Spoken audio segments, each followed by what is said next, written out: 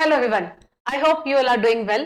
तो ये हमारा जो आप देख पा रहे हैं क्लास जो भी है ये इडियम्स एंड फ्रेजेस के ऊपर है। ठीक है, 2025 के अंदर जितनी भी हमारी इडियम्स आए हैं एडुकेटिव ने जो पूछे हैं, चाहे वो सिलेक्शन फेज के हों, सीजीएल के हों, सीएचएसएल के हों, स्टेनो के हैं, सीपीओ के पेपर में, सभी एग्जाम्स में एडुकेटिव ने जो पूछे थे वो सारे के सारे कंबाइंड आपको अब एक ही क्लास में कर दिए हैं। ठीक है, तो ये करके जाना है क्योंकि रिपीट होते हैं क्वेश्चन और आपको एक आइडिया भी मिलेगा कि किस तरह के क्वेश्चन एडुकेटिव पूछ रही है। इडियम्स एंड फ्रेजेस की this is the second class, ये सेकंड क्लास है। जैसे कि आप यहाँ पे देख पा रहे हो, ये जो क्वेश्चन नंबर है ना, देखो ये क्वेश्चन नंबर 51 है, राइट। तो इससे पहले 1 to 50 हमने इससे पहले वाली वीडियो में करवा दिया और बहुत ब्यूटीफुली इतने अच्छे से करवाएं कि क्लास में ही आपको लर्न हो जाएंगे, दोबारा देखने की भी जरूरत नहीं पड़ेगी। ठीक है, लेट्स स्टार्ट। 51 से स्टार्ट करेंगे और इसको करते हैं। Choose the correct meaning of idiom turn over a new leaf, है ना। देखो क्या इडियम पूछा जा रहा है, साफ साफ देखो इसमें लिखा हुआ है turn over a new leaf.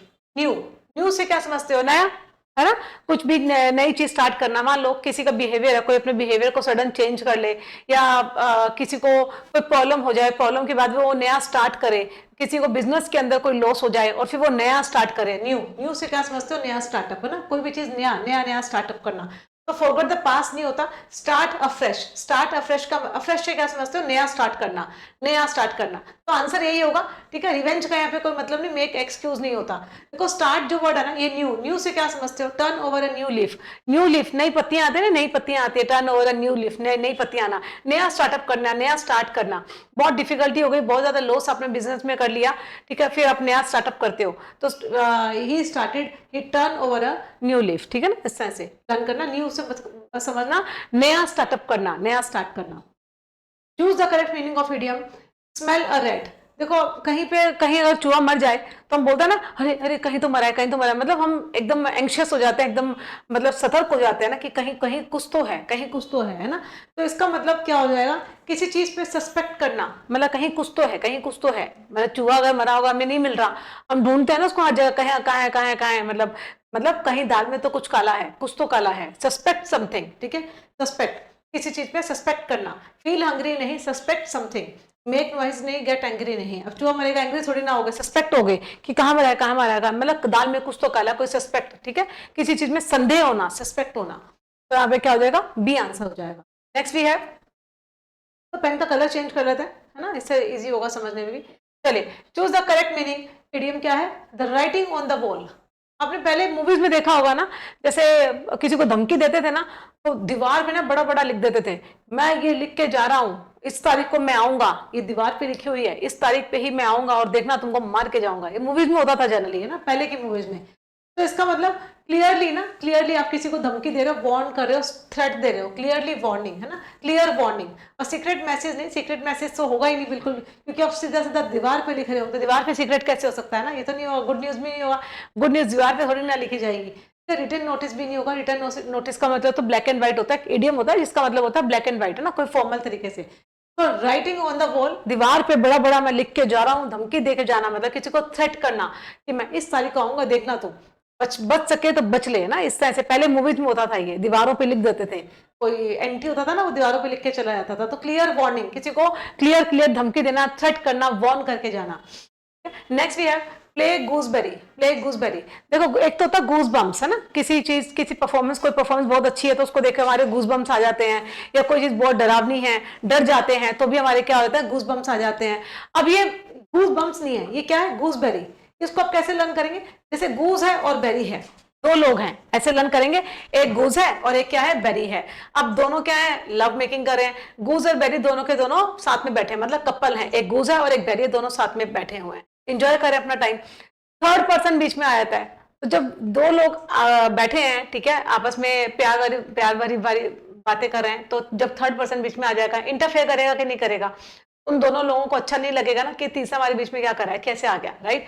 तो जब दो लोग आपस में अच्छा टाइम स्पेंड कर रहे हो, ठीक है, एक दूसरे को एंजॉय कर रहे हो, जो थर्ड पर्सन बीच में आ जाए, फालतू में इंटरप्ट करे, इंटरफेयर करे, तो उसे बोलते हैं प्ले गूस बेरी। मतलब ये फालतू में ही प्ले करा हमारे बीच में, गूज और बेरी, गूज और बेरी, दोनों के दोनों क्या है, लवर हैं, ठीक है, एक गूज है एक बेरी है, दोनों लवर हैं, और थर्ड पर्सन आ गया बीच में प्ले करने के लिए, तो फिर उनको भी इंटरप्ट कर रहा है, बीच में इंटरफेयर कर रहा है। तो मतलब क्या हो गया, इंटरफेयर अननेसेसरली, ठीक है, जब आपका कोई बात ही ना हो, आप बीच में बिना मतलब इंटरफेयर करें, तो उसे क्या बोलेंगे, इंटरफेयर अननेसेसरली, हेल्प नहीं होगा, वर्क ऑनेस्टली नहीं होगा, रिमेन साइलेंट नहीं होगा। गूज और बेरी से लर्न करना, गूज और बेरी दोनों लवर हैं और उनके बीच में थर्ड पर्सन प्ले करने के लिए आ गया, तो वो क्या कर रहा है, इंटरफेयर कर रहा है, अननेसेसरली इंटरफेयर कर रहा है। वो चाह ही नहीं रहे, अपना टाइम एंजॉय कर रहे हैं दोनों, लेकिन वो थर्ड पर्सन बीच में आके इंटरफेयर कर रहा है ना, उनको स्पॉइल कर रहा है, उनके अच्छे टाइम को स्पॉइल कर रहा है। नेक्स्ट वी हैव, देखिए एग्जांपल्स बस इसलिए लर्न करने के लिए बताए जाते हैं, ठीक है, इनको पर्सनली मत लेना। Choose the correct meaning, idiom क्या है, इन ब्लैक एंड व्हाइट, बहुत प्यारा है इडियम है, काफी बार पेपर में आया, इन ब्लैक एंड व्हाइट। देखो व्हाइट पेपर होता है, प्रिंट आउट है ना, और उसके ऊपर ब्लैक कलर से लिखा रहता है जब हम प्रिंट आउट करवाते हैं। मतलब जब हम किसी से अग्रीमेंट करते हैं, कोई डील साइन करते हैं, कोई डॉक्यूमेंट चाहिए होता है हमें, ठीक है, तो हम बोलते हैं कि हमें फॉर्मली चाहिए, मतलब ब्लैक एंड व्हाइट चाहिए। जैसे मैंने बोला हाँ मैं तुम्हारा ये काम कर दूंगी जाओ, ठीक है, तो हम बोलते नहीं नहीं वर्बली मत बोलो, मुंह से मत बोलो, मुझे तो ब्लैक एंड व्हाइट टाइप में दो, मतलब I want this thing in black and white. Black and white मतलब मुझे आप अथॉरिटी से, मतलब आप लॉ से पेपर मुझे लाके दो, मुझे तो एकदम फॉर्मल तरीके से करके दो। जैसे हम कोई अग्रीमेंट साइन करते हैं या हम कोई रेंट अग्रीमेंट होता है, तो हम कहते हैं ना कि rent agreement black and white type से होगा, राइट, ब्लैक एंड व्हाइट मतलब फॉर्मल तरीके से, वर्बली नहीं, भाई मैंने किसी से मांग लिया रेंट अपार्टमेंट और कहें हाँ चलो तुम 12 महीने के लिए ले लो, ऐसे नहीं होता ना, माउथ से नहीं बोलते। जितने भी अग्रीमेंट्स होते हैं वो सारे के सारे ब्लैक एंड व्हाइट होते हैं, राइट, तो फॉर्मल तरीके से, कलरफुल नहीं, कंफ्यूजिंग नहीं होता, क्लियर रिटर्न, क्लियरली रिटर्न, ठीक है, एकदम क्लियरली रिटर्न जो हो इन ब्लैक एंड व्हाइट, समझ गए। इसको फॉर्मल तरीके से भी आप यूज कर सकते हैं, कोई रेंट्स वगैरह, हम किसी से रेंट अग्रीमेंट होते हैं, कोई प्रपोजल होता है, कोई डॉक्यूमेंट्स होते हैं, ये सब क्या होता है, ब्लैक एंड व्हाइट होता है, मतलब क्लियरली रिटर्न होते हैं। हमें वर्बली नहीं चाहिए, हमें तो क्लियरली रिटर्न करके आप दे दो, सही सही तरीके से लिख के दे दो हमें, तो ये वर्बली मत बोलो, मुंह से मत बोलो आप हमारे लिए कर दोगे, clearly written, black and white आप हमें दे दो, क्लियरली रिटर्न, ठीक है। बाइट द बुलेट, अब देखो कोई बुलेट है, बुलेट मतलब कोई गोली, अब उसको बाइट करोगे, मतलब आप मतलब कितनी डिफिकल्टी को फेस कर रहे हो ना। जैसे हम बोले कि अरे ये सारी बुलेट्स हैं, आपको ज्यादा ही अपनी दिखाए कि अरे इस बुलेट को तो मैं ही बाइट कर लूंगा, मतलब आप डिफिकल्ट प्रॉब्लम को, डिफिकल्ट सिचुएशन को क्या कर रहे हो, बड़ी इजीली हैंडल कर रहे हो ना, करेज दिखा रहे हो। तो यहाँ पे क्या हो जाएगा, एस्केप डेंजर, नहीं डेंजर से एस्केप नहीं, क्योंकि एस्केप तो होगा नहीं, देखो बाइट करना किसको, बुलेट को, तो बुलेट तो अपने आप ही बहुत डेंजर थिंग है, भाई गोली को कौन बाइट करेगा, समझ पा रहे हैं क्या। तो फेस डिफिकल्टी ब्रेवली, समझ पा रहे हैं इसको, फेस डिफिकल्टी, किसी भी डिफिकल्टी को ब्रेवली फेस करना, क्रिएट ट्रबल तो होगा नहीं, डिले डिसीजन नहीं होगा, तो किसी भी बुलेट को बाइट करना मतलब फेस डिफिकल्टी ब्रेवली, किसी भी डिफिकल्ट सिचुएशन को ब्रेवली फेस करना। नेक्स्ट देखिए, व्हाइट एलिफेंट, अब देखो आपके घर में कोई बड़ा सारा व्हाइट एलिफेंट हो, तो आपको क्या होगा ना, अननेसेसरी वो बर्डन ही होगा, क्योंकि एक तो वो इसको इतना खिलाना पड़ता है, वो काम का भी नहीं है ना। मतलब कोई अब किसी एनिमल को हम पालते हैं तो इसका मतलब पेट करते हैं, तो या तो वो हमारा मतलब हमारे किसी काम तो आता है ना। अब एलिफेंट देखो कितना बड़ा होता है ना, उसको कितना खिलाना पड़ता है, एक तो इतना बड़ा है इसको रखने की समस्या, और दूसरा इसको इतना खिलाना पड़ता है फालतू, और इससे हमको यूज भी नहीं ले सकते, समझ पा रहे हो, ये अननेसेसरी बर्डन है, इतना बड़ा घर में ले तो आए, लेकिन अननेसेसरी क्या है, बर्डन है हमारे लिए। तो वैल्यूएबल पोजेशन नहीं, ठीक है, लकी ऑब्जेक्ट नहीं, यूजलेस बर्डन, एक ऐसा बर्डन जो बिल्कुल ही यूजलेस है, बर्डन तो वैसे भी यूजलेस होता है ना, चीप आइटम नहीं, हाथी ले आए घर में और ये क्या है, अननेसेसरली क्या है हमारे लिए, बर्डन है। क्यों, इसको इतना खिलाना पड़ता है, इतना ठूसना पड़ता है, पूरे दिन इसको खिलाते रहो तो भी इसका पेट नहीं भरता, और बिल्कुल यूजलेस है, इससे कोई अर्निंग के सोर्स भी हमारे जनरेट नहीं हो रहे, तो यूजलेस बर्डन। अब व्हाइट एलिफेंट, आप तो हमारे लिए यूजलेस बर्डन हो, ठीक है।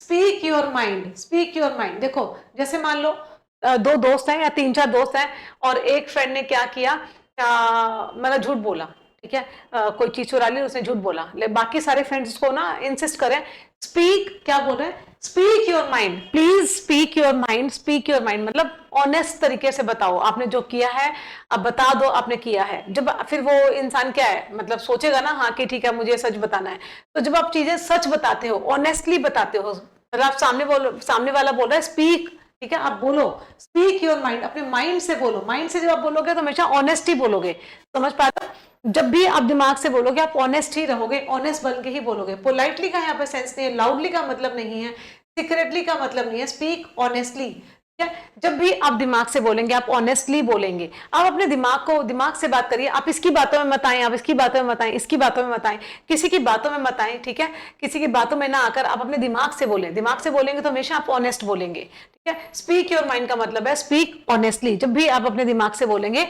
ऑनेस्ट बोलेंगे। Next, on tenterhooks, I think ये पहले रिपीट हुआ है, इसको फिर भी कर लेते हैं, कोई बात नहीं। टेंटर हुक्स से क्या समझते हो? पहले ना, जैसे पहले के टाइम में कॉटन के जैसे कपड़े होते थे, उनको धोते थे क्योंकि वो श्रिंक हो जाते हैं, ठीक है। तो अच्छे जो थान होते थे उनको पहले पूरा पूरा धो दिया जाता था, पानी से निकाल दिया जाता था ताकि वो जितना श्रिंक हो ना हो जाए। फिर टेंटर हुक्स होते थे, उन पे हुक्स पे ना उनको कपड़ों को बांध देते थे, लटका देते थे, और नीचे से भी उनको उसको खींच देते थे ताकि वो खींचे, ज्यादा श्रिंक ना हो, कपड़े की जो चौड़ाई है, लंबाई है, ज्यादा श्रिंक ना हो, तो टेंटर हुक पे बांध देते थे। तो कपड़ा कैसे है ना, वहीं से ये वर्ड आया है।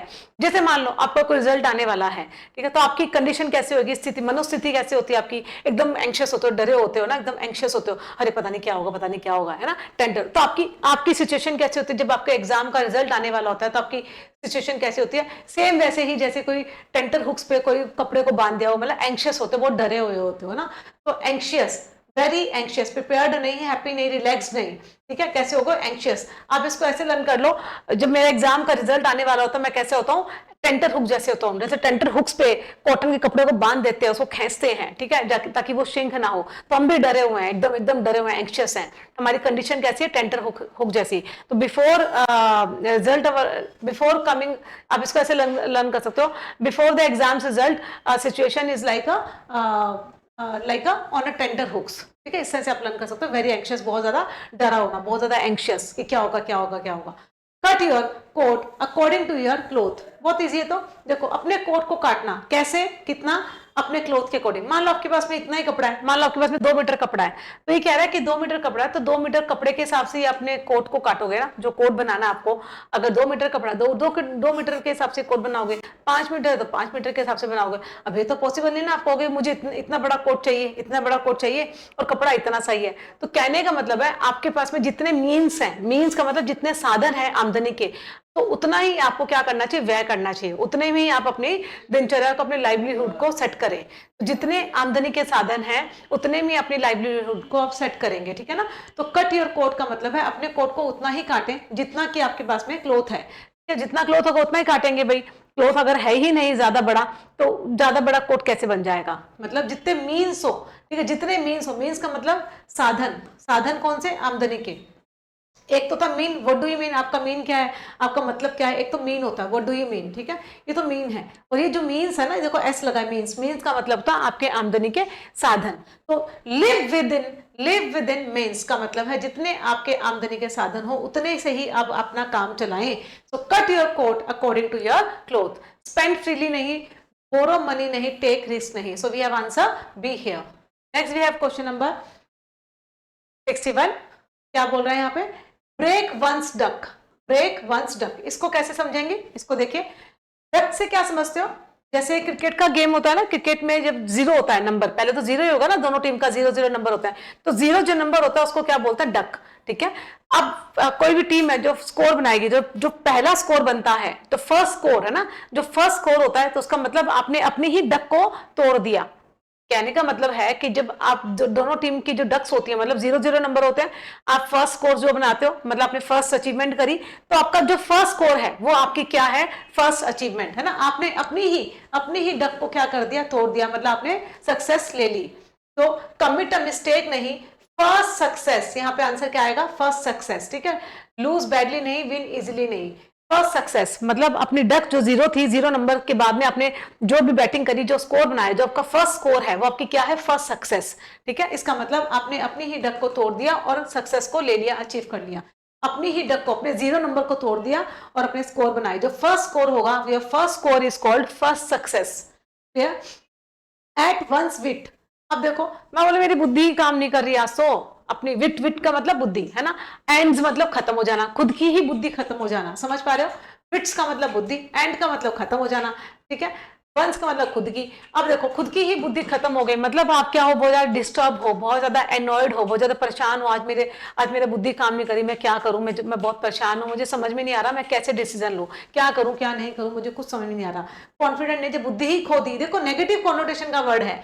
देखो, एट वंस विट्स एंड, है ना, जब खुद की ही बुद्धि खत्म हो जाएगी। नेगेटिव कॉन्नोटेशन का वर्ड है, इसका मतलब हम ऑप्शन पे जाएंगे तो कॉन्फिडेंस तो पॉजिटिव वर्ड है, ठीक है।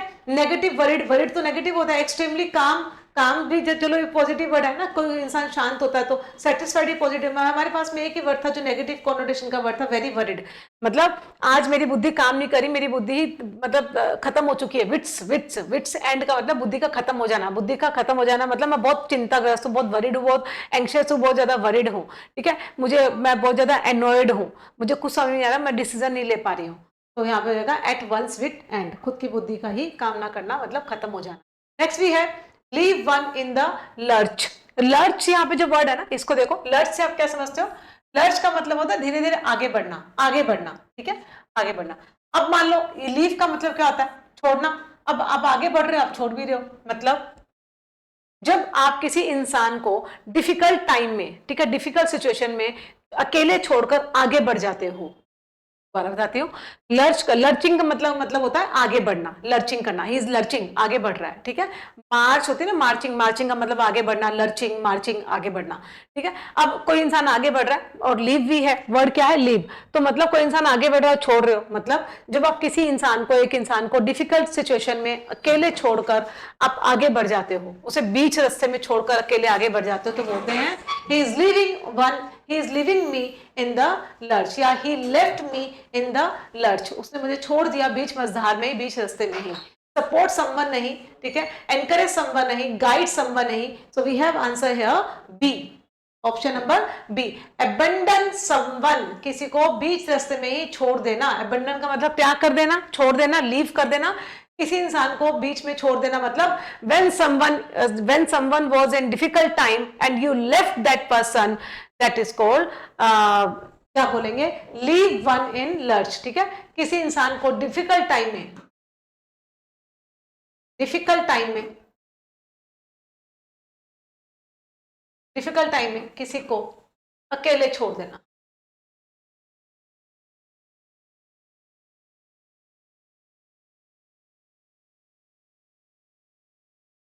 ठीक है, ये हो जाएगा।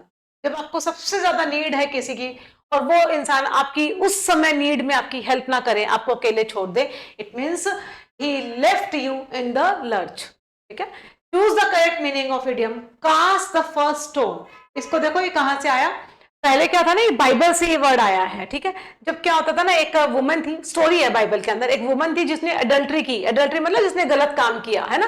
तो सारे के सारे लोग इकट्ठे हो गए, उस पर ना कास्ट करने लगे स्टोन्स को फेंकने लगे, ठीक है। ये वाला कहते कि हम तो ये अपने अपने पत्थर उठा लिए और बोला कि हम अब इसको पत्थर से मारेंगे क्योंकि इस वुमन ने क्या किया? अडल्ट्री की है। तो उस समय क्या हुआ? प्रीस्ट आए और प्रीस्ट ने कहा कि वही इंसान, इस पूरी भीड़ के अंदर इतने लोग खड़े हैं, वही इंसान पत्थर को उठाएगा, मतलब कास्ट करेगा, जो खुद विदाउट सिन हो, जिसने खुद कोई अपराध ना किया हो, वो इस लेडी के ऊपर पत्थर मार सकता है। इट मीन्स क्या हुआ? तो वहीं से आया कास्ट द फर्स्ट स्टोन, मतलब आप पहले तो ये देखो कि आप बिना अक्यूज के हो क्या, क्या आपने कोई सिन नहीं किया क्या? अगर आपको लगता है कि आपने पूरे लाइफ स्पैन में, अभी तक की लाइफ स्पैन में आपने कोई सिन नहीं किया, ठीक है, आप विदाउट सिन हो, तो आप इस लेडी को मार सकते हो। स्टोन को कास्ट करो, उसको मारो, आप मार सकते हो। लेकिन पहले खुद के अंदर झांक के देखो कि आपने तो कोई सिन नहीं किया। If you are without sin तो आप ये काम कर सकते हो। इसका मतलब फॉरगिव अदर्स नहीं, first to accuse, first to accuse. पहले आप खुद के अंदर झांक के देखो, आप खुद को तो अक्यूज पहले करो, फिर दूसरों को देखना। एक्सेप्ट मिस्टेक नहीं, मिस्टेक का तो यहाँ पे कोई मतलब नहीं है। रिमेन साइलेंट नहीं, ठीक है। फर्स्ट टू अक्यूज, तो वहीं से आए, बाइबल की स्टोरी से आया ये कि दूसरों पे पत्थर डालने से पहले खुद के अंदर देखो कि हम खुद कैसे हैं, अपने सिन को देखो, ठीक है। तो पहले आप अपने आप को अक्यूज करो, पहले अपने आप को अक्यूज करो, फिर सामने वालों को अक्यूज करो। समझ में आ रहा? कास्ट का मतलब उठाना, किसको? स्टोन को। किसी और पे स्टोन उठाकर फेंकने से पहले खुद के अंदर एक्यूज करो, खुद को पहले एक्यूज करो कि हम भी तो कितने बड़े एक्यूज हैं, ठीक है। Next, to the correct meaning of idiom, a slap on the wrist. जैसे होता नहीं है, जैसे टीचर्स वगैरह जनरली हमारे टाइम में तो करते थे, आजकल तो हाथ भी नहीं लगा सकते, ठीक है। जब हम छोटी मोटी कोई गलती करते थे तो टीचर्स क्या करते थे? ऐसे रिस्ट पे से स्लैप कर देते थे ना, मतलब माइल्ड सा कोई पनिशमेंट देना, है ना। अब एक तो होता कि आप क्लास से बाहर निकाल देते हो, फिर हमारे टाइम में तो ऐसा होता था कि क्लास से बाहर निकाल देते तो कोई स्टूडेंट बहुत ज्यादा नोटिस होते, या फिर ना मतलब पूरे दिन क्लास से बाहर, मतलब 6 घंटे के अगर स्कूल है तो क्लास से बाहर ही निकाल के खड़ा करके रखते थे। और ज्यादा हैवी पनिशमेंट करना तो हाथ ऊपर खड़े करके खड़े हो जाओ ना, या फिर मुर्गा बना देते थे, बॉयज को तो मुर्गा ही बनाया जाता था। तो ये हैवी पनिशमेंट होती थी। लेकिन अ स्लैप ऑन द रिस्ट का मतलब होता है जैसे टीचर ने चलते फिरते अरे डोंट टॉक डोंट टॉक ऐसे मार दिया ना। जैसे मान लो गर्ल्स की ज्यादा आदत होती है बात करने की, पीछे वो अपनी फ्रेंड बैठी है तो फ्रेंड से बात करने के लिए हम पीछे मुड़ के देखो, सामने से टीचर आया, हे डोंट टॉक ऐसे मार दिया सिस्ट पे। तो माइल्ड सा पनिशमेंट देना, माइल्ड सा पनिशमेंट देना, सीवियर पनिशमेंट नहीं, पब्लिक इंसल्ट नहीं, माइल्ड पनिशमेंट, किसी को बिल्कुल माइल्ड सा पनिशमेंट देना। ठीक है, वहीं से आप लर्न कर सकते हो, स्कूल डे से आप इसको लर्न कर लो।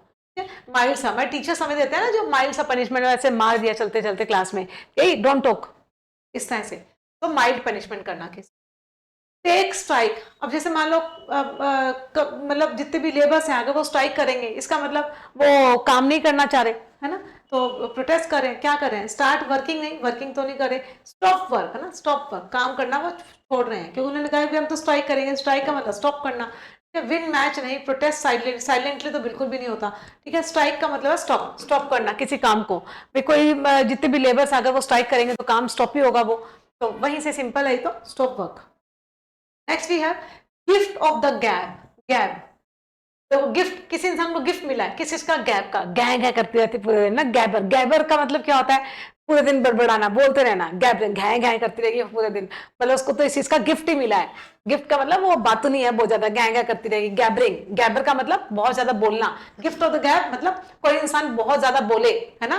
तो राइटिंग स्किल नहीं, स्पीकिंग स्किल, स्पीकिंग स्किल, ठीक है, लिसनिंग नहीं, टीचिंग नहीं, तो बहुत ईजी था ये। तो गिफ्ट ऑफ द गैब का मतलब है बहुत ज्यादा बोलना, पूरे दिन घै घै करना, ठीक है।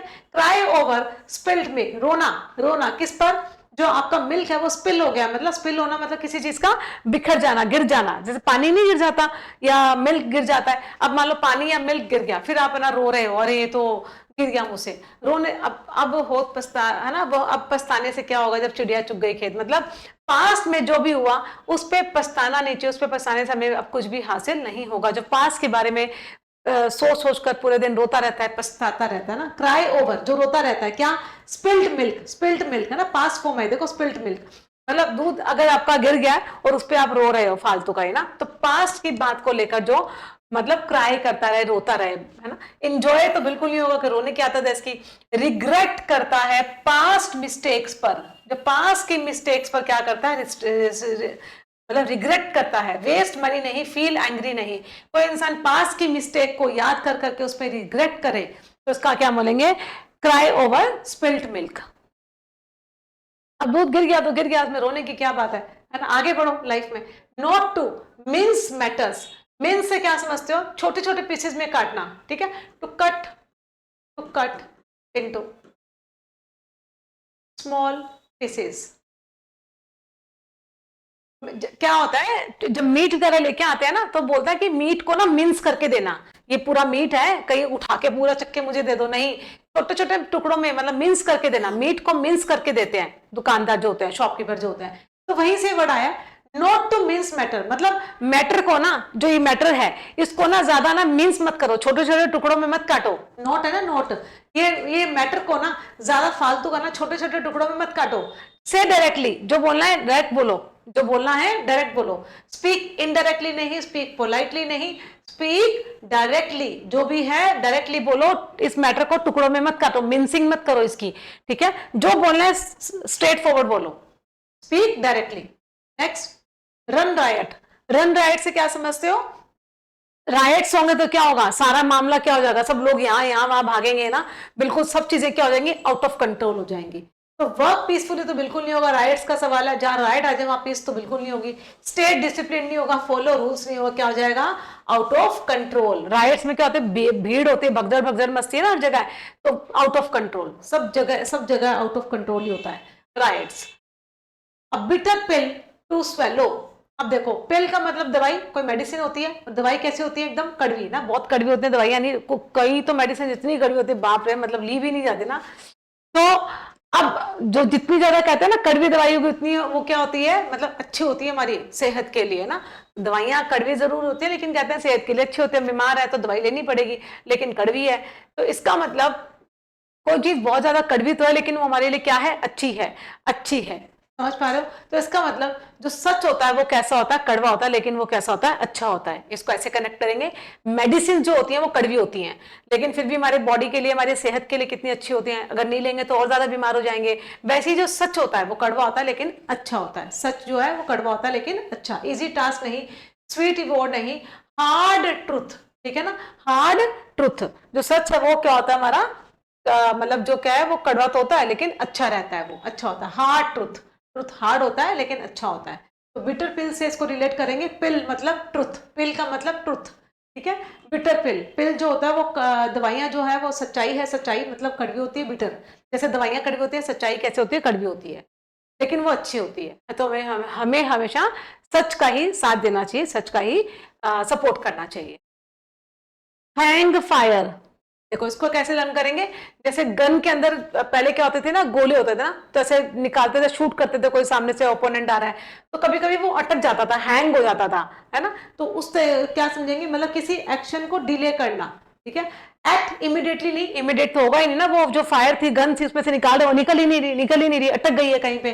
तो मतलब डिले एक्शन, कोई एक्शन हमें परफॉर्म करना था, सामने से अपोनेंट आ रहा है, हमें फटाफट फायर डालनी थी उस पर, लेकिन नहीं हो गया, हमारा काम क्या हो गया, अटक गया। मतलब कोई एक्शन परफॉर्म करना था इमीडिएट, लेकिन वो क्या हो गया, डिले हो गया। तो यहाँ पे इसको कैसे करेंगे, डिले एक्शन। कैंसिल प्लान थोड़ी ना कैंसिल कर दो, क्रिएट ट्रबल नहीं, ट्रबल क्रिएट नहीं हुई है, इसको करेंगे डिले। एक एक्शन था जो आपको करना था वो डिले हो गया। मतलब सामने से कोई ओपोनेंट आ रहा है और हमारे पास में आग का गोला है, और हम पहले गन्स होती थी ना, उसमें से निकालते थे वो फायर, तो लेकिन वो अटक गया, हो ही नहीं रहा मतलब, और सामने से अपोनेंट आ रहा है, मतलब आपका काम जो है वो डिले हो गया। एक्शन, कोई एक्शन परफॉर्म करने वाले थे, वो क्या हो गया, डिले हो गया।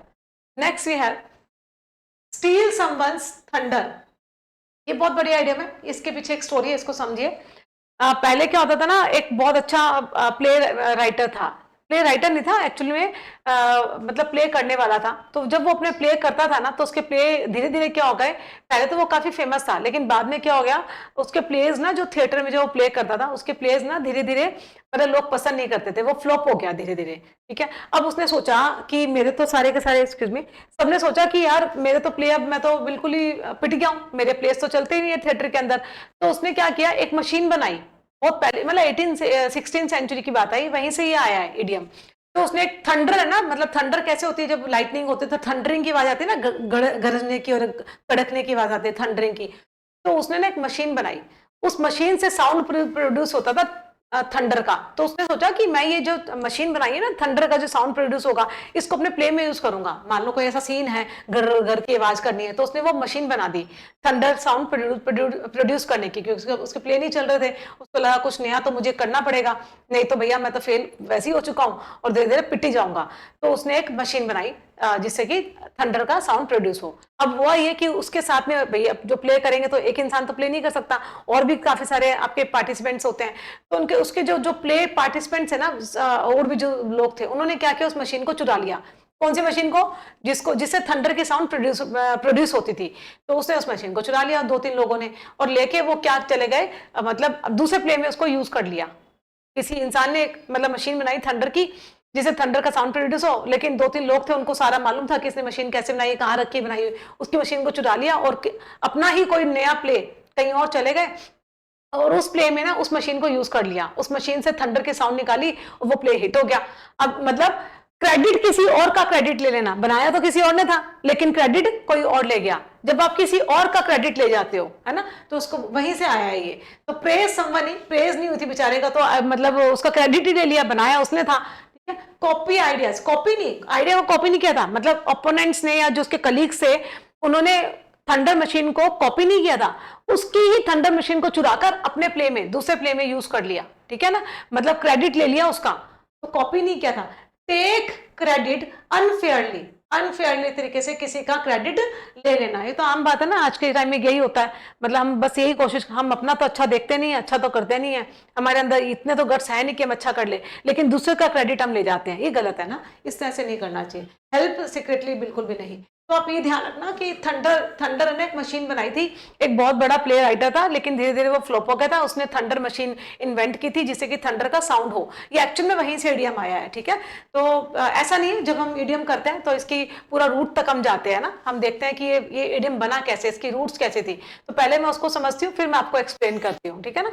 इस तरह ऐसे ही हम क्लासेस नहीं ले रहे हैं, तो इसके पीछे काफी एफर्ट जाता है। तो वहीं से वर्ड आया, उस इंसान ने, मतलब जिसने बनाया था, तो उसके जो कलीग्स थे उन्होंने वो उस मशीन को चुरा लिया और अपने प्ले में यूज किया। तो वहीं से मैकबेथ एक प्ले था, ठीक है, वहां पे इस थंडर मशीन का फर्स्ट टाइम यूज किया गया था, जो कि चुराई हुई थी। तो वो प्ले काफी फेमस हुआ था। मैकबेथ जो प्ले है, it was written by Shakespeare. तो वहां पे ऐसा मेंशन किया गया है कि उन्होंने फेयरली ना, किसी का क्रेडिट अनफेयरली ले लेना। Choose the correct meaning of the idiom. Jump on the bandwagon. Band wagon से कैसे लर्न करोगे? जो बैंड बजाने वाले लोग होते हैं ना, बैंड बजाने वाले, जैसे बैंड्स तो काफी फेमस है ना, कितने टाइप के बैंड्स हैं। फॉरेन में तो काफी बैंड्स का काफी क्रेज रहता है ना, मतलब कितनी एक्सपेंसिव टिकट्स बिकती हैं। तो जो बैंड्स के लोग होते हैं उनको सभी फॉलो करना पसंद करते हैं ना, कि देखो उस बैंड में 8 गर्ल्स हैं, उस बैंड में देखो इतने इतने गर्ल्स एंड बॉयज हैं, वो देखो कैसे कपड़े पहन रहे हैं, कैसा ट्रेंड लेके आ रहे हैं। मतलब बैंड वैगन मतलब बैंड में जो लोग होते हैं उनके पीछे, उनको फॉलो करना। मतलब किसी जंप ऑन मतलब बैंड में जो लोग हैं, जो जैसे काम करते हैं, जैसे कपड़े पहनते हैं, जैसे बिहेव करते हैं, जैसे टैटूज बनाते हैं, बैंड में जो लोग हैं उनको जंप करना, मतलब उनको फॉलो करना, मतलब किसी ट्रेंड को फॉलो करना। स्टार्ट समथिंग न्यू नहीं, follow the trend. Oppose others नहीं, टेक रिस्क नहीं। जितने भी बैंड्स होते हैं फॉरेन में, तो कितने बैंड्स होते हैं, सिंगर जो होते हैं इनके बैंड्स होते हैं, ग्रुप्स बने होते हैं।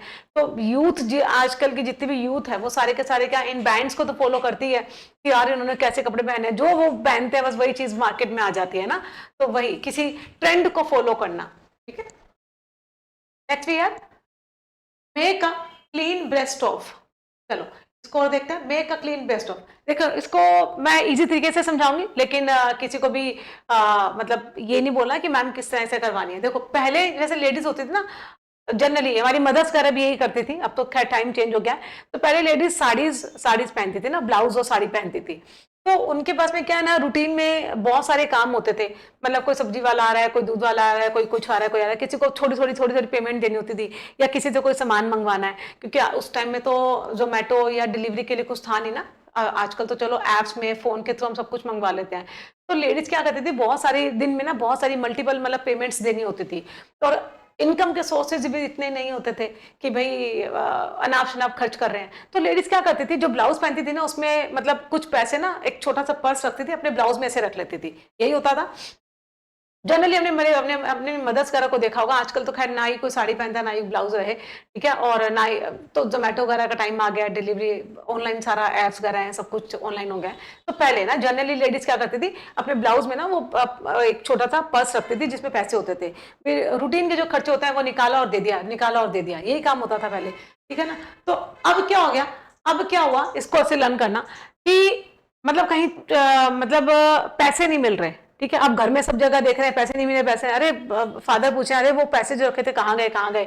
अब मदर बोल नहीं रही है। फिर लास्ट में फिर क्या कहा, चलो फादर ने कहा चलो मम्मी की चेकिंग करो पूरी, कहीं इसने तो नहीं रखे। तो फिर मदर ने फाइनली क्या किया, कन्फेस किया, अपनी गलती को माना, कन्फेस किया, हाँ वो पैसे मैंने ही रखे हैं। वो अपने मतलब ब्लाउज में से निकाल के दे देती है। कन्फेस करना, अपनी गलती को मानना, कन्फेस करना, ठीक है। तो वहीं से आया make a clean breast of का मतलब मेरी ब्रेस्ट में, मतलब मेरे ब्लाउज में कुछ भी नहीं है, मैं कन्फेस कर रही हूँ, हाँ मैंने ही लिया है, मैंने ही लिया है। कन्फेस फुली, पूरी तरीके से कन्फेस करना।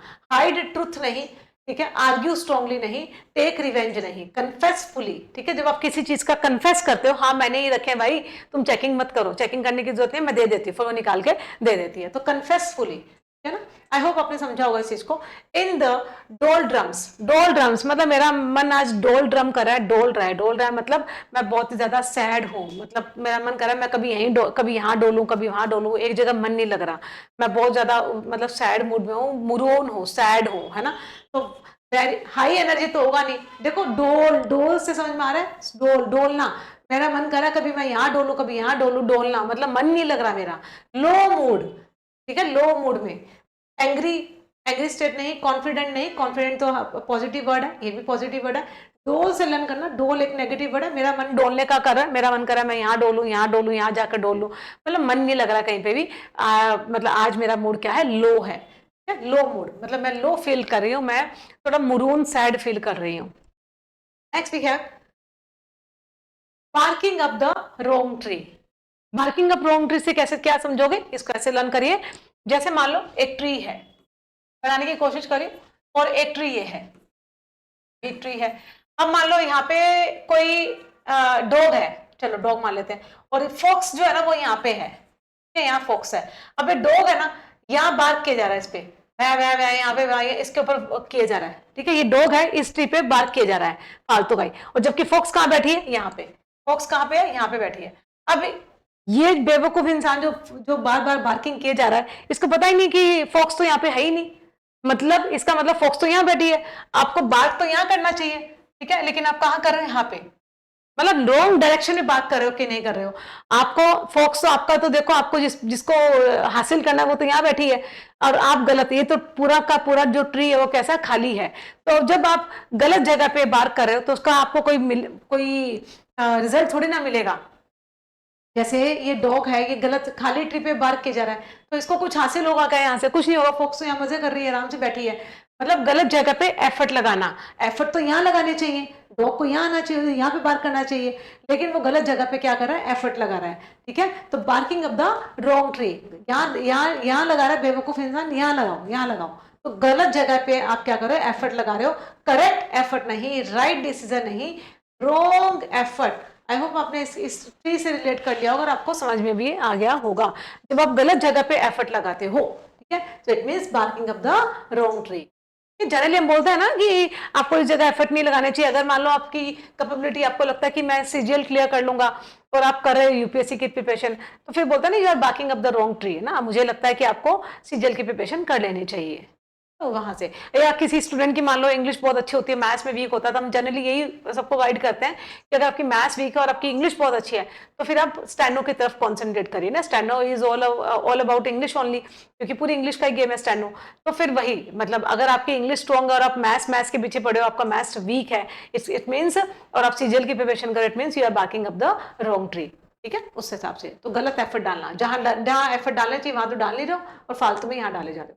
Choose the correct meaning of the idiom. Hoist with one's on petard. देखो ये इडियम कहां से आया, होइस्ट का मतलब होता रोप, रस्सी, क्या, और पेटार्ड का मतलब होता बॉम्ब। पहले आपने देखा होगा ना, राजा महाराजा के टाइम में ऐसा होता था ना, टिप्पू सुल्तान के टाइम में ऐसा होता था, बड़े बड़े किले होते थे, फिर सामने से कोई सेना आ रही है, अपोनेंट्स आ रहे हैं, तो फिर क्या करते थे, मतलब रस्सियों से ना बॉम्ब को बांध देते थे ना, फिर बोलते थे वार किया जाए, तो फिर सारे वो जो सैनिक होते थे सारे के सारे इकट्ठे वॉर करते थे, वॉर मतलब वो बॉम्ब को छोड़ते थे, रस्सी को खींचते थे और वो बॉम्ब निकल के नीचे जाता था। ऐसा तो तोप होती थी ना पहले, तोप के अंदर से फिर वो क्या करते थे, एक इंसान इंस्ट्रक्शन देता था वार किया जाए, वार हो, तो वो सारे के सारे रस्सियों को खोलते थे, से ढीला करते थे और वो बॉम्ब उसमें से निकलता था, तोप में से, यही होता था। अब देखो जब रस्सी जो है वंस ऑन पिटार्ड, मतलब हमने रस्सी को ढीला किया ही नहीं और बॉम्ब मतलब अनप्रिडिक्टेबली, मतलब अचानक से, मतलब क्या हो गया, वहीं पे फट गया, हमने रस्सी को कुछ ढीला ही नहीं किया और ना ही हमें इंस्ट्रक्शन दिए गए, कुछ भी नहीं किया, हमने कोई मूवमेंट नहीं की, लेकिन जो बॉम्ब था, जो पिटार्ड था जो बॉम्ब था, वो बिना रस्सी को ढीले किए हुए अपने आप ही वहीं पे एक्सप्लोज हो जाए ना, एक्सप्लोजन हो जाए उसका, अपने आप ही फट जाए, मतलब आप अपने ही बने हुए जाल में जब फंस जाओ, आपने जो बनाया है जाल, आपने तो ये बनाया है कि रस्सी से बांध दिया अच्छे से, है ना, और जब कोई आएगा और जैसे हमें इंस्ट्रक्शन मिलेगी हम रस्सी को ढीला करेंगे और ये गोला जो है बॉम्ब का गोला है ये नीचे जाएगा और नीचे जाके जाते नीचे जाके एक्सप्लोड हो जाएगा, मतलब फट जाएगा, लेकिन हमने तो ऐसा कुछ नहीं किया, ना ही रस्सी ढीली की और हमारा बम जो है वो अपने आप ही एक्सप्लोड हो गया, मतलब फट गया। इसका मतलब जब आप खुद के ही प्लान से हार्म हो जाओ, ठीक है, सक्सेसफुल प्लान नहीं, हेल्ड बाय अदर्स नहीं, क्लेवर स्ट्रेटेजी नहीं, हार्म्ड बाय ओन प्लान, जो आपने प्लान बनाया था कि हमारे जब अपोनेंट्स आएंगे और जब हमें इंस्ट्रक्शन दिए जाएंगे तो हम रस्सी को ढीला कर ये सारे के सारे गोले एक साथ नीचे फेंकेंगे जिससे कि हम मतलब बच जाएं, जीत जाएं, और ऐसा कुछ भी नहीं हुआ, क्योंकि आपके जो पिटार थे वो खुद खुद ही फट गए अपने आप ही, जहां थे वहीं फट गए, मतलब आप खुद के ही प्लान से हार्म्ड हो गए। आप फिर सारे के सारे लोग मतलब क्या हो गए, घायल हो गए या उनको चोट्स वगैरह आई, ठीक है, जो भी हुआ। तो जब आप खुद के प्लान से ही क्या हो जाओ, हार्म्ड हो जाओ। आप जैसे जाल बनाओ, ठीक है, कोई प्लान करो कि भाई किसको आज फंसाएंगे, लेकिन उसके अंदर खुद ही फंस जाओ ना, तो वही बात है। आपने वो सुना होगा ना पहले, ऐसे वो खैर आपने तो नहीं देखा होगा, ऐसे पहले ना वो एक ऐड आता था ना, एक स्टोरी थी, एक वो नेट पकड़ने, नेट लेके आता है ना चिड़िया को पकड़ने वाला, फिर वो क्या होता है जो चिड़िया को हम सारा पकड़ लेंगे, ऐसे नेट जाल बिछाता है और वहां पे दाने डाल देता है कि चिड़िया आएंगी दानों को चुगने के लिए और मैं इस नेट को कस दूंगा, है ना। लेकिन वो चिड़िया वहां पे आती नहीं है और वो खुद वहां पे बीच में आता है देखने के लिए, और वो खुद ही फंस जाता है उस जाल के अंदर। अपने बनाए हुए जाल में खुद फंस जाना, मतलब खुद के प्लान से ही जब हम हार्म हो जाए। Next 79 number question, oil the hinges of silence. क्या मतलब हो गया, देखो, oil the hinges of silence, क्या समझते हो इसे? जैसे हिंजेस क्या समझते हो, जैसे गेट वगैरह होता है ना, डोर वगैरह होता है, उसके साइड में हिंजेस लगे होते हैं, और जब गेट बहुत पुराना हो जाता है ना, तो हिंजेस से ना आवाज आती है कर कर कर की ना, गेट खोलते हैं तो भी कर की आवाज आती है, गेट बंद करते हैं तो भी आवाज आती है, तो हम कहते हैं उसमें ऑयल कर दो, ग्रीसिंग कर दो, जैसे कि वो आवाज ना करे, यही बात होती है, यही बोलते हैं हम। तो इसका मतलब क्या होता है, देखो, stop talking, speak harshly, start talking, keep secret. आप देखो इसका आंसर क्या होगा 79 का, मैंने आपको उसका मीनिंग बताया। अब आप इसका ना आंसर ना खुद से फाइंड आउट करने की कोशिश करो, ठीक है। आपको मीनिंग क्या समझाया कि गेट है, डोर है, जब डोर से आवाज करते हैं तो हम उसमें ऑयलिंग करते हैं, ग्रीसिंग करते हैं, जिससे कि वो हिंजेस में क्या करते हैं, ग्रीसिंग करते हैं, जिससे कि वो आवाज ना करे। तो इसका आप आंसर क्या निकालोगे 79 का?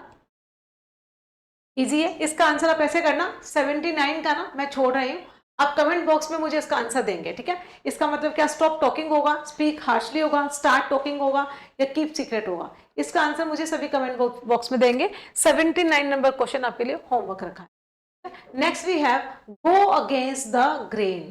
क्या कह रहा है, गो अगेंस्ट। देखो अगेंस्ट अपने आप में एक नेगेटिव वर्ड है या नहीं, मतलब किसी के अगेंस्ट जाना, है ना, नेगेटिव वर्ड है। तो देखो पहले हम ऑप्शन पे आएंगे, अग्री इजिली, वो तो अगेंस्ट वर्ड था, नेगेटिव वर्ड है तो नेगेटिव ऑप्शन आएगा, तो ये ऑप्शन नहीं होगा। फॉलो ट्रेडिशन नहीं होगा, अवॉइड डिसीजन नहीं होगा, अपोज, है ना, अगेंस्ट का मतलब क्या था, अपोज, किसको, प्रिवेलिंग व्यूज, जो व्यूज लोग सब दे रहे हैं ना, प्रिवेल कर रहे हैं, जो ज्यादा चर्चा में है व्यूज हैं, उनको अपोज करना। तो हम क्या बोलेंगे, गो against the grain, he always go against the grain, वो तो हमेशा गो अगेंस्ट द ग्रेन जाता है। जो लोग सारे व्यूज देते हैं ना, ओपिनियन देते हैं, उसका तो ओपिनियन सभी लोगों के बिल्कुल अगेंस्ट होता है, अब उसके अलग ही चलता है वो तो ना। क्या बोलेंगे, he is always go, he always goes against the grain, वो हमेशा ग्रेन के अगेंस्ट जाता है, oppose prevailing views. C answer होगा यहाँ पे। Next we have pound of flesh. Flesh से क्या समझते हो, किसी का फ्लैश मतलब हमारी बॉडी के पार्ट जो होते हैं ना, मतलब कोई निकाल के दे दे तो बोलते हैं फ्लैश, है ना, कुछ बॉडी के पार्ट। तो फ्लैश, फ्लैश का मतलब मांस ही होता है। अब मान लो हम ये बोले कि आपने ये सुना होगा ना, ये हाथ मुझे दे दे ठाकुर, हाथ का मतलब अब दे थोड़ी ना देगा कोई किसी को हाथ, बहुत फेमस मूवी का ये डायलॉग है, ये हाथ मुझे दे दे ठाकुर, मतलब आप अननेसेसरली क्रूअल डिमांड कर रहे हो ना, किसी का हाथ मांग रहे हो, भाई क्यों दे देगा तुम्हें तोड़ के। तो मतलब क्या होगा, पाउंड ऑफ फ्लैश, मतलब किसी से मांस मांग रहे हो, किसी से पाउंड भर बोल रहे हो, पाउंड भर आपका मांस दे दो, ये हाथ मुझे दे दे ठाकुर, ये पाउंड भर फ्लैश मुझे दे दे, तो कोई क्यों दे देगा, है ना। तो मतलब आपकी डिमांड जो है कैसी है, क्रूअल है। स्मॉल रिक्वेस्ट नहीं भैया, किसी से आप फ्लैश मांग रहे हो, किसी से मांस मांग रहे हो, और वो भी पाउंड भर, तो स्मॉल रिक्वेस्ट नहीं है ये, फेयर डिमांड तो आई नहीं, ये कैसी है, क्रूअल डिमांड। जब आप किसी से क्रूअल डिमांड करते हो तो क्या होती है वो, पाउंड ऑफ फ्लैश, ठीक है। Bird, beard, the lion and the den. Lion की क्या होती है, डेन होती है, गुफा होती है। तो भैया उसमें कौन जाएगा, हम बोले कि आपको अच्छा ये चाहिए तो ये तो लायन की डेन में जाकर लेना पड़ेगा। लायन की डेन में जाना मतलब, उसकी गुफा में जाना मतलब एकदम खतरा मोल लेना। खतरा कौन लेगा भाई, लायन के पास कौन जाएगा, जाओगे तो वापस थोड़ी ना आओगे, तो खतरा कौन मोल लेगा, ठीक है। अवॉइड डेंजर, ठीक है, avoid danger, face danger, face danger bravely, escape safely, win easily. क्या होगा, बियर्ड, बियर्ड सहन करना, क्या, the lion in his den, den, तो मतलब जब लायन की डेन में जाकर उसको देख रहे हो, मतलब फेस डेंजर ब्रेवली, क्या, अवॉइड डेंजर नहीं, आप अवॉइड नहीं कर रहे हो, क्या बियर्ड कर रहे हो। बियर सहन कर रहे हो, बियर का मतलब सहन करना, मतलब उसको फेस कर रहे हो, ठीक है, face danger bravely, so we have answer B. Next we have has two strings to bow. बो से आप क्या समझते हो, जो धनुष होता है हमारा बो होता है, उसके अंदर एक ही स्ट्रिंग लगे होते हैं, फिर तो हम स्पोर को ऐसे करते हैं ना, तीर करते हैं ऐसे। अब देखो एरो को, सॉरी ना स्पोर को नहीं, एरो को, जो बो होती है बो के अंदर हम एरो जब लगाते हैं तो एक ही स्ट्रिंग होती है। अब मान लो वो कह रहा है कि उस बो के अंदर आपके पास में दो स्ट्रिंग है, क्या कह रहा है, टू स्ट्रिंग्स बो के अंदर, जैसे आपकी बो है, ठीक है, बो के अंदर एक ही स्ट्रिंग होती है, यहाँ पे आप एरो लगाते हो ऐसे, ठीक है। अब यहाँ पे कैसी है, दो स्ट्रिंग है, एक बो के अंदर दो स्ट्रिंग होने से क्या मतलब है, जब आपके पास में ज्यादा ऑप्शन हो। अब मान लो कोई गर्लफ्रेंड अपने बॉयफ्रेंड को बोले कि तुम अगर ऐसे करोगे ना मैं छोड़ के चले जाऊंगी तुम्हें, तो बॉयफ्रेंड कहता हाँ जा जा, आई हैव टू स्ट्रिंग्स इन माई बो, मेरे पास में अदर भी ऑप्शन है, दो स्ट्रिंग है मेरी बो में, तुझे जाना है मैं दूसरी वाले को बुला लूंगा, समझ पा रहे हो, when you have many options, limited choice नहीं, मैनी ऑप्शन, साफ साफ दिख रहा है कि एक बो के अंदर दो स्ट्रिंग है तो दो चॉइसेस आपके पास, मैनी ऑप्शंस, ठीक है, बाकी सारे ऑप्शन गए। Chapter and verse, chapter and verse से कैसे लर्न करोगे, इसको ऐसे लर्न करो, मैं बोलूंगी कि मुझे ना ये चीज ना पूरी चैप्टर एंड वर्स के साथ दो, पूरी फुल, आप जो बोल रहे हो ना मैं कैसे यकीन मानूं कि जो आप बोल रहे हो वो सही है क्या, चैप्टर एंड वर्स के साथ में दो, मतलब एक एक चैप्टर मुझे बताओ, इसका फुल डिटेल बताओ कि क्या हो था, चैप्टर वाइज बताओ। आप तो बोलो कि ऐसे ऐसे कर दिया था मैंने, ऐसे हो गया था मेरे साथ में, अब मुझे इसका मतलब है ना आप इंसाफ दिलाओ, तो ऐसे कैसे, आप मुझे इस चीज का चैप्टर वाइज मतलब फुल डिटेल बताओ कि क्या हुआ था, कैसे हुआ था आपके साथ में, आप क्यों वहां पे गए थे, फिर उन्होंने आपके साथ में क्या किया, चैप्टर वाइज मतलब पूरी फुल डिटेल बताओ, तभी तो हम कुछ करेंगे आगे। तो इसका मतलब किसी चीज की फुल डिटेल बताना, चैप्टर एंड वर्स मतलब एक एक चैप्टर वाइज बताओ, ठीक है, पार्शियल इंफॉर्मेशन नहीं, गेस वर्क नहीं, होल स्टोरी नहीं, फुल प्रूफ, पूरा फुल प्रूफ दो, कंप्लीट डिटेल दो, पूरा फुल प्रूफ दो, पूरी कंप्लीट डिटेल दो, चैप्टर वाइज मुझे बताओ, तभी तो मैं कोई डिसीजन लूंगी, समझ पा रहे हैं। तो किसी चीज का फुल प्रूफ, पूरी फुल डिटेल आप मुझे दोगे तभी तो मैं आपको बताऊंगी, चैप्टर वाइज मतलब चैप्टर वाइज मुझे बताओ हर चीज, तभी मैं आपका साथ दूंगी। किसी चीज की फुल डिटेल बताना, फुल प्रूफ देना, चैप्टर वाइज मतलब हर चीज डिटेल में बताना। नेक्स्ट है kicked up a row, kicked up, अब वो किसी इंसान को आप किक करोगे तो फिर वो क्या करेगा, समझ पा रहे हो ना, किसी इंसान को आपने किक किया तो आपने एक मतलब ट्रबल फेस किया कि नहीं किया, खतरा मोल लिया कि नहीं लिया, फिर फालतू में किसी को किक थोड़ी ना मार दोगे, किक मारना ही अपने आप में क्या एक नेगेटिव कॉनोटेशन वाला वर्ड है ना, तो इसका मतलब सॉल्व अ प्रॉब्लम नहीं, मेंटेन पीस तो बिल्कुल भी नहीं, शो करेज नहीं, क्रिएट ट्रबल, किसी इंसान को किक मारना मतलब किक अपने आप में ही नेगेटिव वर्ड है ना, किसी इंसान को किक मारोगे तो क्या होगा, आप ट्रबल को ही तो क्रिएट कर रहे हो, वो आपको छोड़ेगा थोड़ी ना। फिर throw cold water on, throw cold water, देखो कोल्ड वाटर, जो कोल्ड वर्ड है ना ये अपने आप में ही ठंडा वर्ड है ना, ठंडा मतलब यार तुम तो बड़े कोल्ड हो, बड़े ठंडे हो ना, मतलब बहुत ही नेगेटिव कॉनोटेशन वाला वर्ड है, बहुत ही है ना, कोई इंसान बोलता है आप तो बड़े हॉट हो, मतलब हॉट मतलब है ना पॉजिटिव कॉनोटेशन वाला वर्ड है, आप बहुत ही कोल्ड हो, क्या बात है, काम वाम भी बहुत धीरे करते हो, बड़े कोल्ड हो, एक्टिव नहीं होता कोई इंसान, है ना, नेगेटिव कॉनोटेशन वाला वर्ड है, कोई इंसान एक्टिव ना हो, बहुत कोल्ड है, is very cold in work, है ना, बहुत ही ठंडा है अपने काम में, ढीला है, कोल्ड अपने आप में क्या है, नेगेटिव कॉनोटेशन वाला वर्ड है। अब देखो एनकरेज तो होगा नहीं, पॉजिटिव वर्ड है ये, प्रेज होगा नहीं, पॉजिटिव वर्ड है, सपोर्ट होगा नहीं, पॉजिटिव वर्ड है, तो क्या बचा, डिस्करेज, है ना, कोई इंसान मतलब डिस्करेज हो, हम किसी को डिस्करेज करें बोलेंगे थ्रो कोल्ड वाटर ऑन, है ना, क्यों किसी को कोल्ड वाटर कर रहे हो, है ना, किसी इंसान को डिस्करेज करना तो हम बोलेंगे why are you throwing cold water on her, है ना, उस पर उसको क्यों डिस्करेज कर रहे हो, मतलब ठंडा क्यों कर रहे हो और क्यों उसको डिस्करेज कर रहे हो, कोल्ड अपने आप में नेगेटिव वर्ड है, यही से आप रिलेट करेंगे।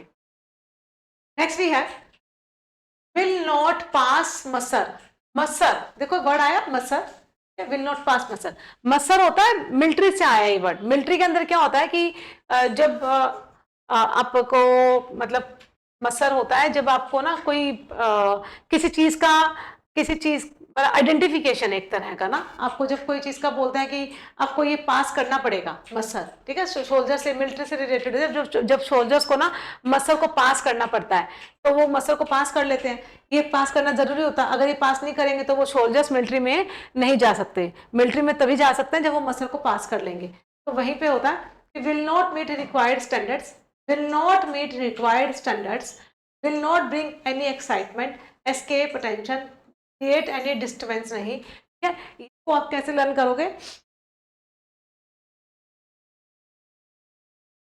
इसको आप ऐसे लर्न करना, जब मिलिट्री के अंदर सोल्जर्स होते हैं ना, इंस्पेक्शंस आती हैं,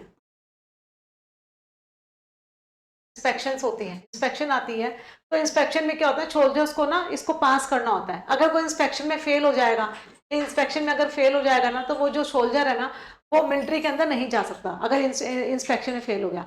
मसर में भी अगर मसर को पास नहीं किया, मसर को पास नहीं किया, मसर एक्चुअल में ना, मसर अपने आप में एक इंस्पेक्शन ही होती है। आप समझ पा रहे हैं, मसर मिलिट्री से आया है, ठीक है, मिलिट्री का वर्ड है। मिलिट्री में क्या होता है, जो सोल्जर्स होते हैं अगर वो मसर को पास नहीं करेंगे तो वो मिलिट्री के अंदर एडो नहीं होंगे, उनको निकाल दिया जाएगा। एक तरह की इंस्पेक्शन होती है, ठीक है, इंस्पेक्शन, मसर का मतलब इंस्पेक्शन। अगर आपने इंस्पेक्शन को फेल कर दिया, इंस्पेक्शन में आप फेल हो गए, तो आप मिलिट्री में ऐड नहीं हो सकते, आपको मसर पास करना ही करना पड़ेगा। मतलब if you will not meet required standards, तो आप मिलिट्री से क्या हो जाओगे, फेल हो जाओगे, मतलब मिलिट्री से पास नहीं होगे, मिलिट्री से बाहर निकाल दिए जाओगे, ठीक है। Will not meet required standards, जो रिक्वायर्ड स्टैंडर्ड्स हैं उनको आपको पास करना पड़ेगा। विल नॉट पास मसर, मतलब अगर आपने मसर को, अगर आप अपने इंस्पेक्शन को पास नहीं किया, आपने रिक्वायर्ड स्टैंडर्ड्स को पास नहीं किया, तो आप मिलिट्री में शामिल नहीं हो सकते, ठीक है। आपको करना ही पड़ेगा, रिक्वायर्ड स्टैंडर्ड्स को पास करना ही पड़ेगा, मसर को पास करना ही पड़ेगा। Next, finger in the pie. Finger in the pie का मतलब होता है जैसे मैं अपना खाना खा रही हूँ, ठीक है, एक हाथ से खाना खा रही हूँ और दूसरे हाथ से ना मतलब मेरी सिस्टर की प्लेट में पाए है, ठीक है, पाए मतलब एक तरह का ड्राई केक होता है। मैं एक हाथ से खाना खा रही हूँ और दूसरे हाथ से पाई भी खा रही हूँ, मतलब एक हाथ में खाना है और दूसरे हाथ में क्या, पाई, मतलब टू मेनी ऑप्शंस है कि नहीं, एक हाथ से खाना और दूसरे हाथ से पाई भी खा रही हूँ, कि जितना मिलता है लपेट लो, तो मतलब टू मेनी ऑप्शंस, ठीक है। When you have too many options, being involve और interfering in something, trying to cause conflict नहीं, अवॉइडिंग रिस्पॉन्सिबिलिटी नहीं, स्पीकिंग विदाउट नॉलेज नहीं। तो इसका मतलब क्या होगा, जब आप किसी चीज में इन्वॉल्व होते हो और इंटरफेयरिंग इन समथिंग, ठीक है, इसका मीनिंग ये भी हो सकता है when you have too many options, when you have too many options, जो आपके पास में बहुत सारे ऑप्शंस हो, या फिर आप क्या करो कि कोई इंसान पाई खा रहा है और आप अपना अपना खाना खा रहे हो, आप उसकी पाई भी खा रहे हो, इसका मतलब इंटरफेयर कर रहे हो, उसको ट्रबल दे रहे हो, तो वो भी हो सकता है। बीइंग इन्वॉल्व, जब किसी चीज में इन्वॉल्व होते हो, या इंटरफेयरिंग इन समथिंग, किसी चीज में आप इंटरफेयर करते हो, ठीक है। कोई इंसान मजे से अपना पाई खा रहा है और आप अपना खाना खा रहे हो, लेकिन फिर भी उसकी पाई के अंदर हाथ मार रहे हो कि थोड़ा सा मैं भी ले लूं, मैं भी ले लूं, तो इंसान क्या होगा, परेशान होगा, ठीक है। किसी को परेशान करना, किसी में इन्वॉल्व होना, किसी चीज में इंटरफेयर करना। और एक मीनिंग ये भी निकलता है when you have too many options, कि आप अपना खाना तो खा रहे हो और साथ में पाई भी खा रहे हो, मतलब आपके पास में बहुत सारे ऑप्शंस हैं। Next we have an axe to grind. Axe, जब आपकी एक्स जो होती है ना, एक्स मतलब हथौड़ा टाइप का जो होता है, ठीक है, जो आपकी हथौड़ा नहीं, तलवार टाइप की एक्स होती है ना, जो एक तरह का मतलब ये हैमर टाइप का, जो आप समझ पा रहे हो। तो आप एक्स को जब क्या करो, ग्राइंड करो, ग्राइंड मतलब तीखा, चाकू के कैसे हम तीखा करते हैं ना, ग्राइंड करते हैं, ग्राइंड करेंगे तभी चाकू तीखा होगा। तो आप अपनी एक्स को क्या कर रहे हो, ग्राइंड कर रहे हो, आराम से बैठे हो और अपनी एक्स को धीरे धीरे ना, धीरे धीरे क्या कर रहे हो, अपने एक्स को ग्राइंड कर रहे हो, उसको तीखा करो।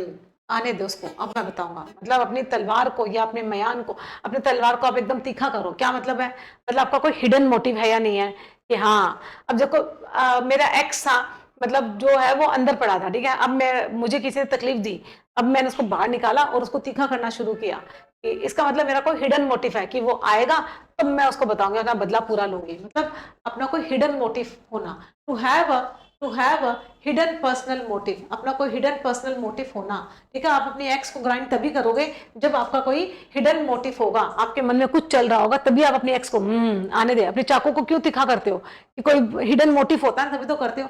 शार्पन वन स्किल नहीं, टू वर्क हार्ड नहीं, कुछ भी नहीं ना, ये नेगेटिव वर्ड है, ठीक है, नेगेटिव कॉन्नोटेशन दे रहा है कि अपने एक्स को ग्राइंड करना मतलब आपको कोई हिडन पर्सनल मोटिव है, आप अंदर से कुछ और खिचड़ी पका रहे हो। Next we have, and the last question of this session is not worth his salt. अब salt देखो, नमक, salt का नमक होता है, मैंने उसको ना इतने पैसे दे दिए लेकिन वो वर्थ नहीं है। नॉट वर्थ मतलब जितना उसने मेरा नमक खाया है ना, जितना उसको मैंने पैसे दिए वो उतना वर्थ नहीं है, मतलब उतने का उसने काम नहीं किया, उतना वो वर्थ नहीं है।